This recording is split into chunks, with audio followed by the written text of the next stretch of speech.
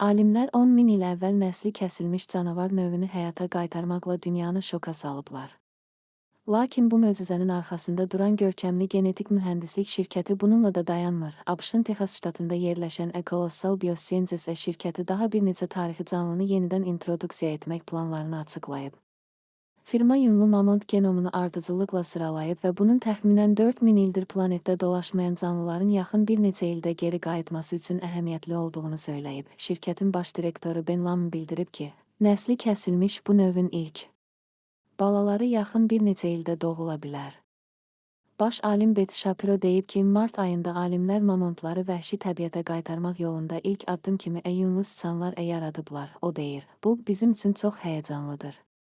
Çünki müqayisəli genomik yanaşmamızdan istifadə edərək müəyyən etdiyimiz genlər və gen ailələri heyvanların həqiqətən də yunlu, qızılı və daha uzun tüklərə sahib olmasına səbəb olduğunu təsdiqləyir.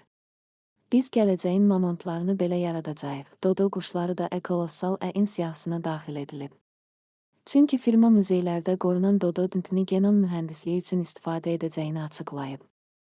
İkonik növlərin genetik ardıcıllığı 2022-ci ildə yenidən yaradılsa da, Jaya izah edib ki, bu quşlarda genetik müxtəlifliyin yaradılmasını tələb edir və bu layihəni digərlərindən bir neçə addım geridə qoyur.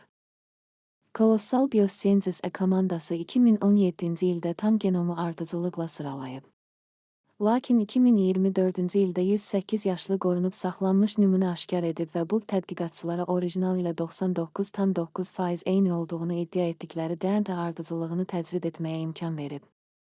Colossal Biosciences son uğurlarına baxmayaraq, mütəxəssislər bu prosesin nəsli kəsilmiş dəhşətli canavarın dəqiq surətini yaratmadığını bildirirlər. Yeni Zelandiyanın Otago Universitetinin professoru zoolog Philip Seddon onları geni dəyişdirilmiş boz canavar kimi təsvir edib.